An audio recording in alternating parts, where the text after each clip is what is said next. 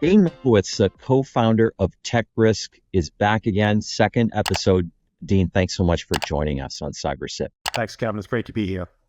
And it's a pleasure to have you back. We're going to talk about risk assessments, but before we get started, I want to ask you this question. It's really a question you presented to me. So you think that I'm the average organization out there, I have this enormous blind spot when it comes to cyber risk. What do you mean? Why do I have that blind spot? So let's first maybe start out, what is a cyber risk? And if you're from a company perspective, if all your computers were to be shut down, would that affect your business? How it's shut down, those are the cyber risks, but the result of your business is your computers are shut down. Or it could be if all your data was compromised and published to the dark web, would you be upset and would that affect your business?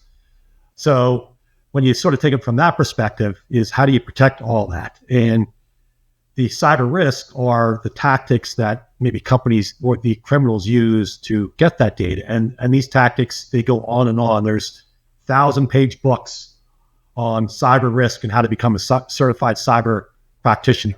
There are over 1,000 pages. So there's an enormous number of ways that can happen. It doesn't take a rocket scientist or nation state hacker to steal data. It's actually very simple to do. And that's why we talk about this enormous blind spot. It's not hard to do. Doesn't require a lot of technology. There's lots of tooling out there that can assist the hackers to do this. And that's why we talk about this blind spot. It's really easy to do. And there's a lot of ways that companies are compromised. So that makes perfect sense to me. We talked about the blind spot from the perspective of the threat actor, but given the enormity of these potential risks, why would any organization be callous, sort of whistling past the graveyard instead of proactively addressing them? Why in 2024 does anyone have a blind spot when it comes to cyber risks? So it's a great question, but it's because people don't understand it. They think they're set. They don't know they're set. They think they're set. They think they're doing the right things. They think their company's doing the right things, but they're not. There's some really basic things that people do incorrectly, like just going to an individual. If I asked the normal person, what do they use to keep track of passwords? They might say, well, I'm using my girlfriend's name, boyfriend's name, husband, wife, kid's name, pet's name. I cycle between those and I get really clever and put a question mark at the backside of it and call it a day. And I use it across the standard set of passwords across all my systems. That's just a terrible idea. And that's what people do day in and day out. That's a simple example. So they think they're okay, but they're not. All right. So organizationally, what we need to start with, and I ask you that as a question, not as a statement. It strikes me that organizationally, what we must begin with is a cyber risk assessment. Is that true? And if so, can you talk to us about what a cyber risk assessment is? Yeah, so that's a great question, Kevin. So when I hear things like, I think I'm okay, my organization must be okay because I have my IT person looking at this, I'm using a managed service provider, so I must be okay. Thinking is not knowing. And there's a lot of different disciplines and a lot of expertise that's required. So because you think you're okay doesn't mean you're okay. And I can tell you from the hundreds and thousands of cyber risk assessments we've done, I've heard, I think we're okay so many times. And there's some really obvious things that where the clients are completely unprotected. So what we need to look at is how do we figure out where those issues are? What are the issues that are suitable for their, you can't fix everything. I mean, to fix everything, you could turn off your computers, but then you can't run a business, right? So the enemy of good is perfect. So you can't be perfect here. So it has to be really pragmatic. Mm-hmm. But before you do that, you might have to ask yourself the questions like, well, what kind of data is in my organization? Do I need to protect that data? If that data got exposed to the internet and the dark web, would that be a problem? If my computer shut down for 3 or 4 days, would that affect my business? Could I take orders? How am I protecting those systems? What kind of controls do I have in place? What kind of policies do I have in place? If the data gets compromised, Can I get fined because I'm not meeting regulatory requirements? Think New York DFS or GDPR, right? There's a whole slew of regulations in HIPAA. If you're compromised and you don't have the right things in place, you can be fined. And I'm sure you deal with this day in and day out in your business cap. So we need to understand where the risks are in the organization from a data perspective, from a technology perspective, from a process perspective, and from a regulatory perspective. So that leads me to two questions, Dean, that I want to walk through, and then we're going to talk about how you go about executing a risk assessment. You mentioned IT service providers, MSP, or managed service providers. Sometimes I'll hear an organization or a client say, hey, I've got an IT firm, I've got an MSP that I'm satisfied with. Do I really need to bring in another third party, another outside vendor, a risk assessment? You must get that question often. What's the right answer? Well, absolutely you need to, for several reasons. Number one, sometimes they're very, very good, sometimes not so good. Most of the time it's somewhere in the middle. Number two, they may not be experts in all the latest cyber issues that are happening. And number three, having an independent view of what's happening is just a good check. And I can tell you for a fact that every time we do something, we find some major issues. Well, not every time, but almost every time we find major issues that can be easily fixed with a small amount of money.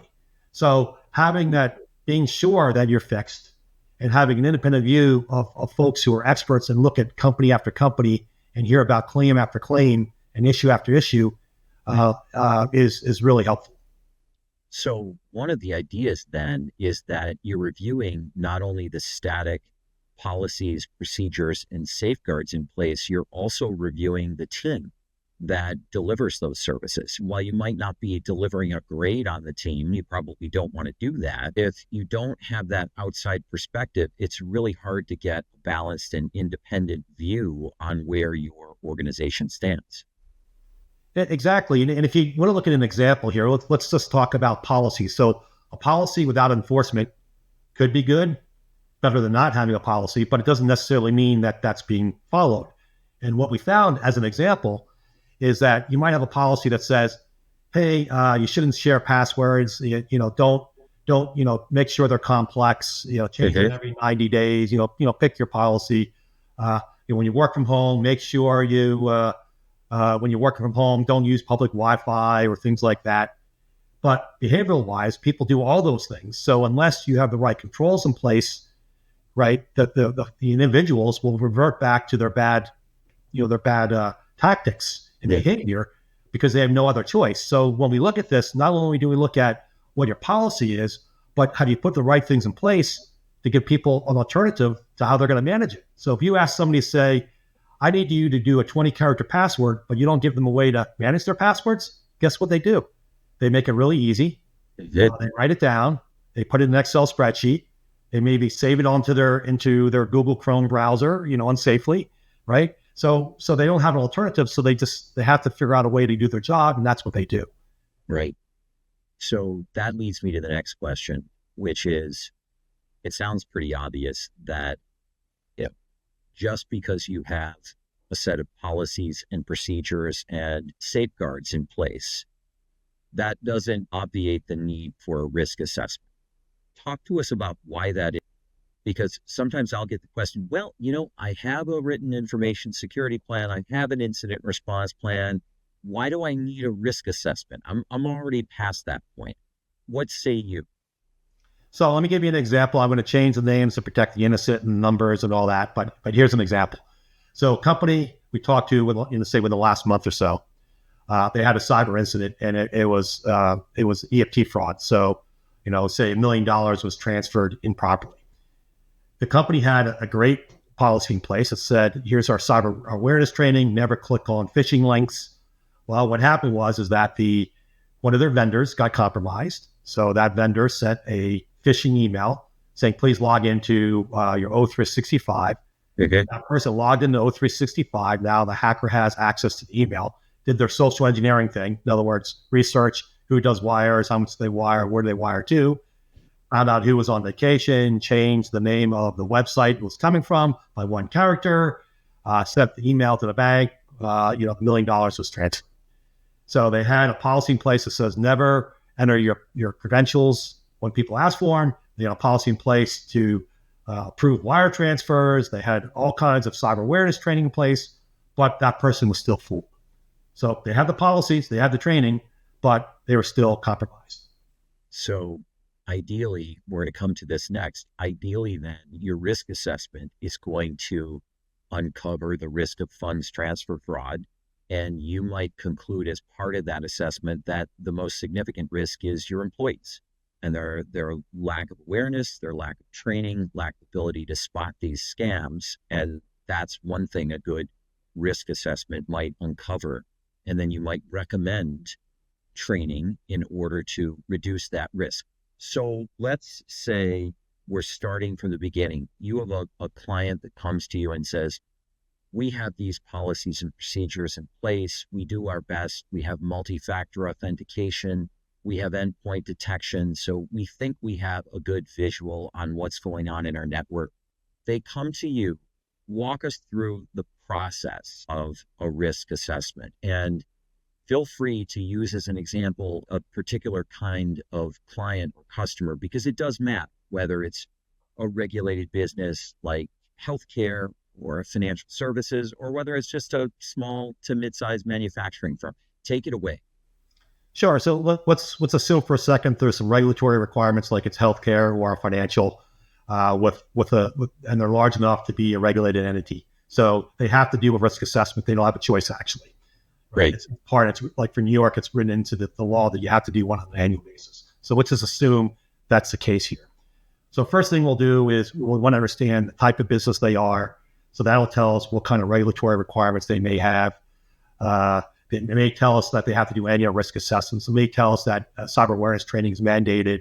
It may tell us that MFA is mandated. So there's some mandates that they have to have as sort of table stakes.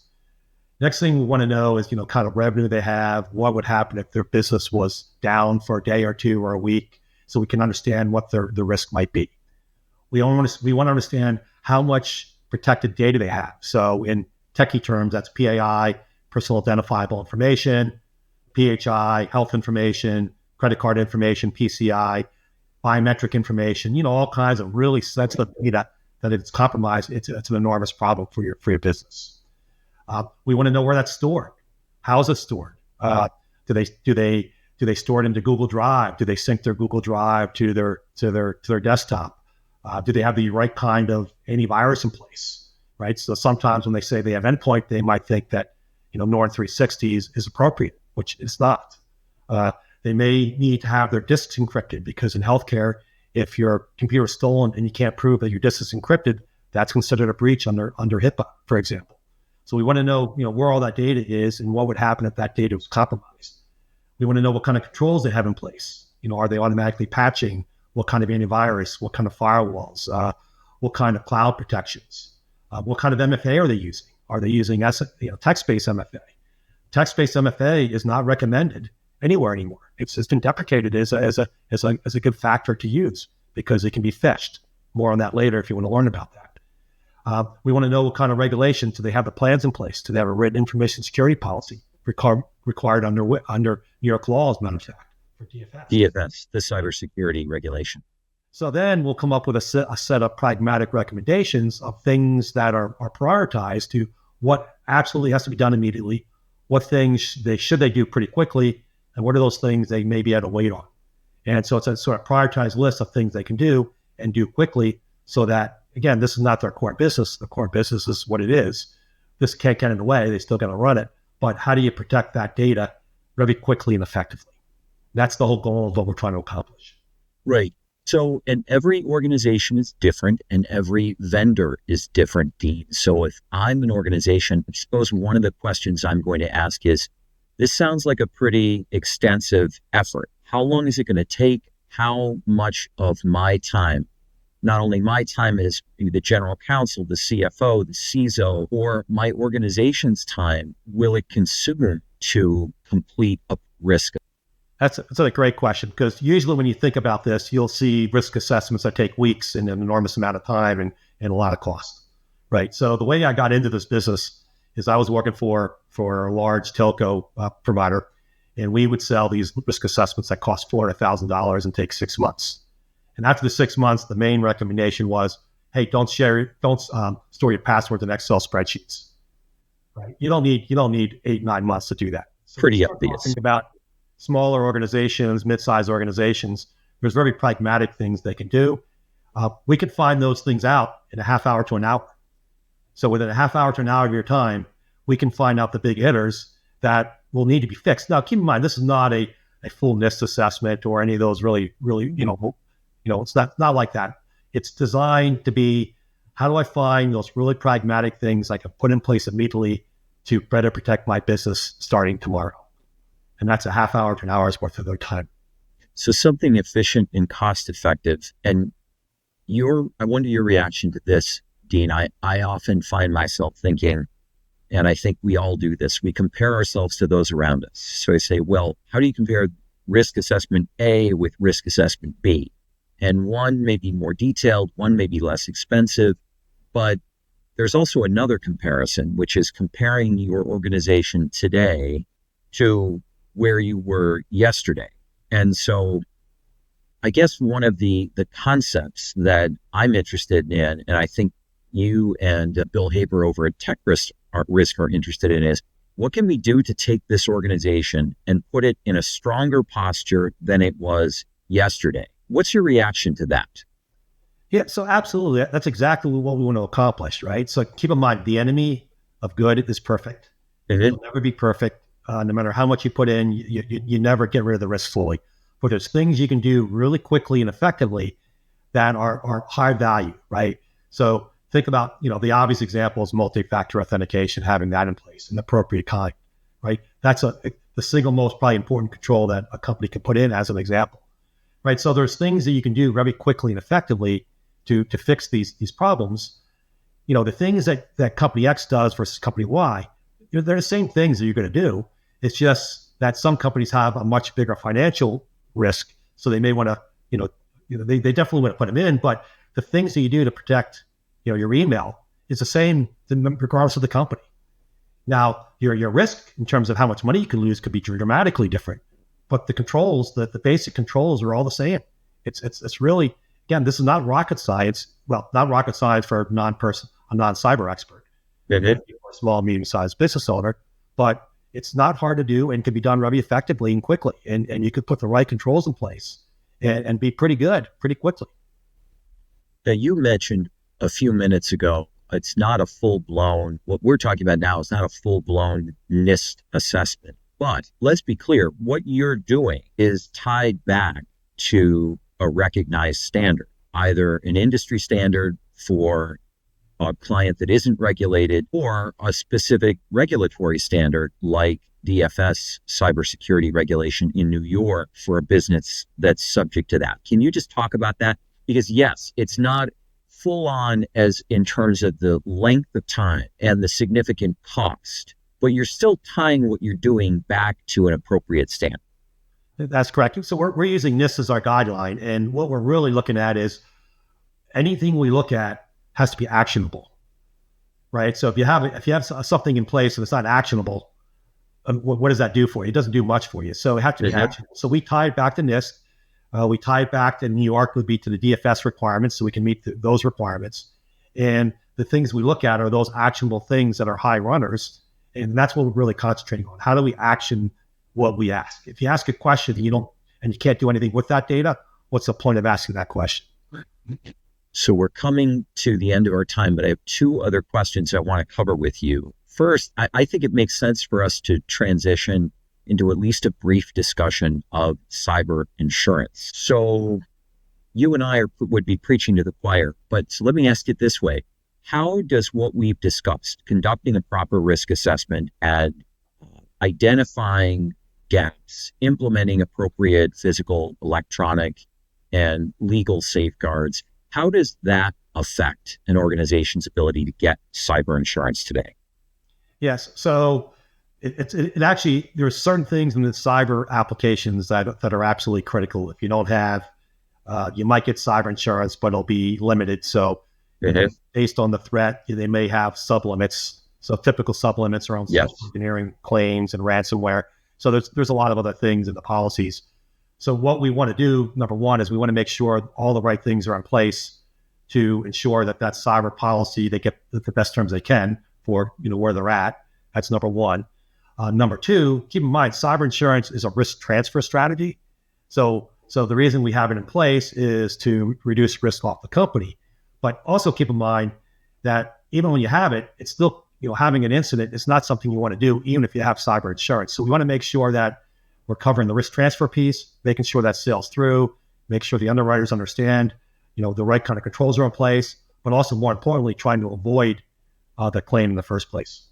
So it's absolutely critical as part of your risk transfer strategy to have it for a variety of reasons, and having the right kind of controls in place before you even submit really helps with that process. So I'm going to have a guest on in the coming months, I think, maybe even weeks, who has written a couple of books, one on this issue, and he is very strongly against the cyber insurance product. And he comes at it from a macro level, and I'm going to be digging more into his position as I get closer to interviewing him. But essentially his point is cyber insurance is long for this world. And the reason is that underwriters have nowhere near the amount of data they need to properly underwrite cyber risks, particularly catastrophic risks. And so anyone who thinks that cyber insurance is a risk management tool they should be thinking about is crazy. Now, I think the listeners and viewers of the Cybersecurity podcast will know that I don't agree with that. But it's an interesting concept.